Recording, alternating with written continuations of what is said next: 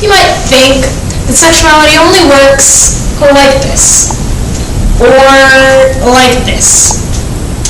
You might think that love only works like this.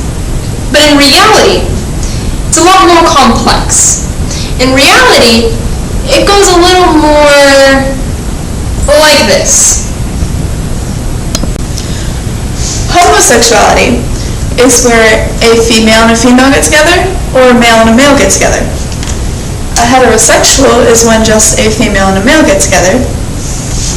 Bisexual is when a person has a sexual preference for a guy and a girl. Now, pansexual is not what it sounds like. They're not attracted to kitchenware. But what they are attracted to is anybody. They don't have a gender preference. Now, demisexual is where you have an emotional connection before you get to that physical attraction.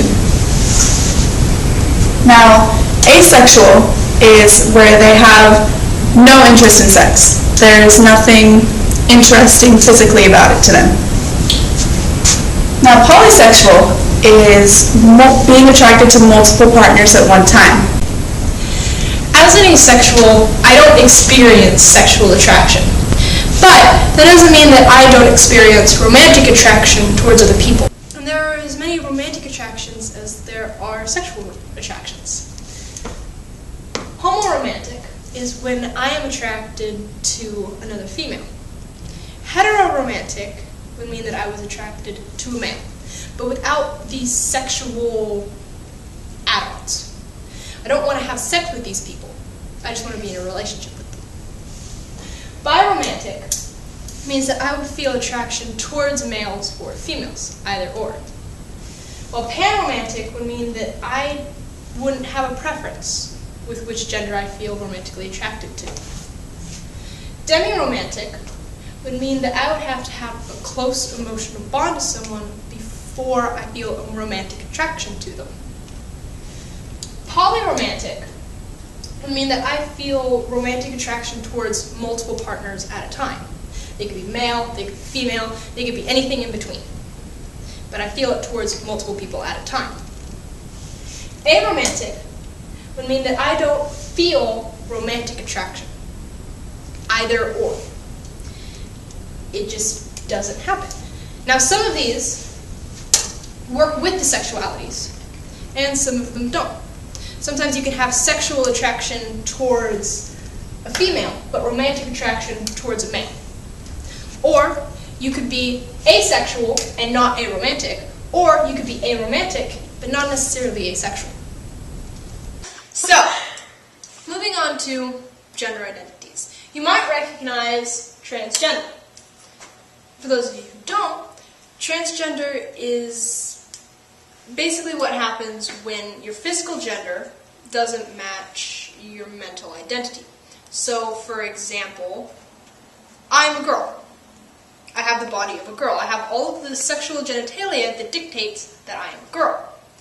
However, if in my head I'm thinking that's not right, and I need to have the genitalia of a male, that might make me transgender, and the same is vice versa for a male who thinks they should be female.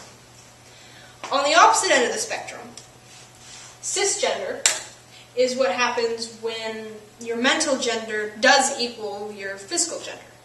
So, like, I am cisgender, I have the body of a girl, and in my head, I think that I'm supposed to be a girl.